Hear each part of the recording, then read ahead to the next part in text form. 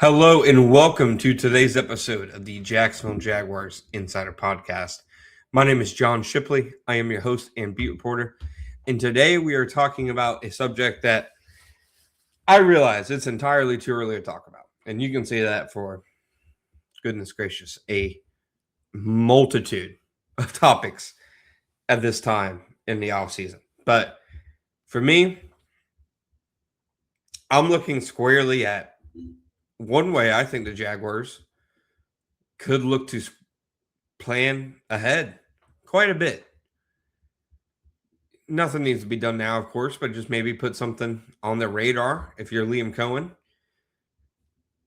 If the Jaguars have another good year in 2026, if they are successful, if they win a lot of games, if their offense and defense are once again top units like they were a year ago, chances are defensive coordinator Anthony Campanile and offensive coordinator Grant Udinski will both receive serious interest in the coaching cycle.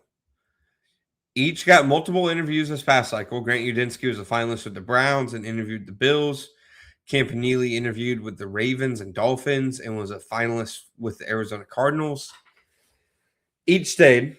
I thought Liam Cohen, he talked to CBS Sports' Pete Prisco, who you guys all know how much I really respect, Pete's work and his history of talking about the team, reporting on the team.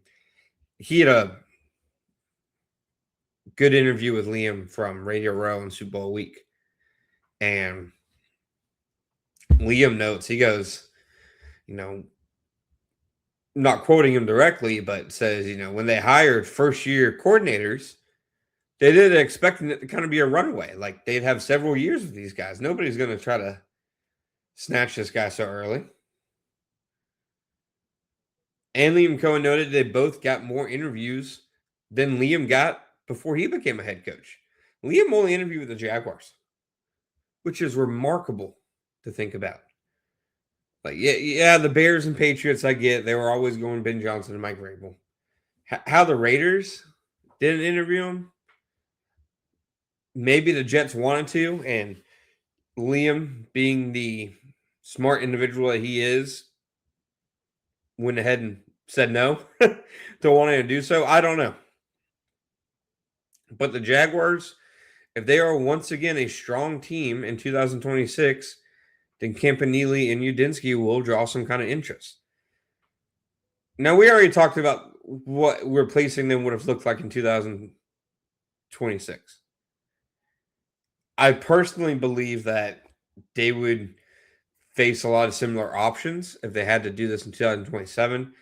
Offensively, if you lose Udinski, I'd expect Shane Waldron to be promoted. I mean, that's not anything I've been told or anything, but just reading the tea leaves, knowing kind of how much Waldron is respected and valued, inside that building, especially by Cohen. Defensively, though, I think it's another question. When you're having to replace a coordinator, I think the first thing each team wants to do is try to keep the system in place. A team, unless they're firing a guy and his system was garbage, I think a team is trying to keep their system in place. I think the Jaguars, if they had to lose Campanile to a head coaching job, their preference would be, okay, how do we keep this thing going? Because we now have devoted 2 off seasons toward kind of fitting that scheme and the people preaching and coaching that scheme and who have put it together and all its principles. But when looking at the options of who that would be, I mean, Anthony Perkins is a Campanile guy. You'd imagine he'd go with him. Tim Lukabu, he's a Campanile guy. You'd imagine he'd go with him if he got a job, perhaps. The new cornerbacks coach that they hired from Miami, another guy with deep ties to Campanile. So, I mean, I don't think Kevin Wilkins or the assistant linebackers coach, Matt Edwards, the defensive line coach necessarily. I mean, but factor as defense coordinator candidates, but hey, maybe they do. I mean, you guys know me. I've spotlighted Wilkins before as a guy I'm really intrigued by. his time, obviously, with Wink Martindale. I think if you're the Jaguars and you have to replace your coordinators next year, you can probably do so on the offensive side internally. But I think chances are you're looking externally on the defensive side. And if the Jaguars have to look externally for a defensive coordinator in 2027, why not Jim Schwartz? Liam Cohen seems like the perfect kind of coach to be paired with Jim Schwartz. Liam Cohen, he is in complete control of the offense. That is his. He coaches the defense as well, obviously. He's an impact and an influence for them. So I don't think it's as easy to say as he just gives the defense to Anthony Campanile and says, go do your stuff.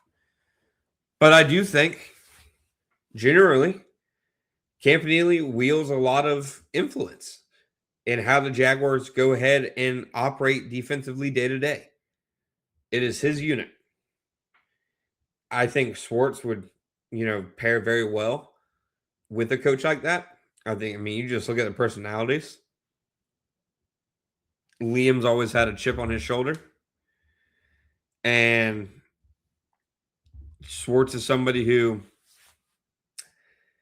he always has obviously felt very similar. Him and Harbaugh back in, over a decade ago, their handshakes. It was straight out of youth football. It was perfect. You can't tell me those guys wouldn't be a match. For Schwartz, there's no. He's under contract with the Browns right now. Even if he wasn't, there's only 3 defense coordinator jobs open in the NFL right now. One of them's in Cleveland, and he's obviously not going to have that job. He just resigned from it. One of them's in Las Vegas, who I'm sure would love to have him, and one of them's in Arizona, and I'm sure they'd love to have him. I don't know. I think Aubrey Pleasant is the guy that we're looking at right now, but overall, just not really any options for Schwartz to coach in 2026. He's under contract with the Browns. He's probably going to be miserable doing it, but he kind of has to kick his feet up and wait a year. He doesn't want anything to do with the Browns. He is under contract. That's just kind of how it shakes out, unless the Browns let him out of his contract. But then even in that case, who is he going to coach for? Vegas? Sure. But until we see any indication that's even a possibility, he's a 2027 coach. And who knows what 2027 looks like in the coaching landscape. I don't think people were predicting Mike Tomlin and John Harbaugh to both not be with their teams, for example. Who knows what it looks like.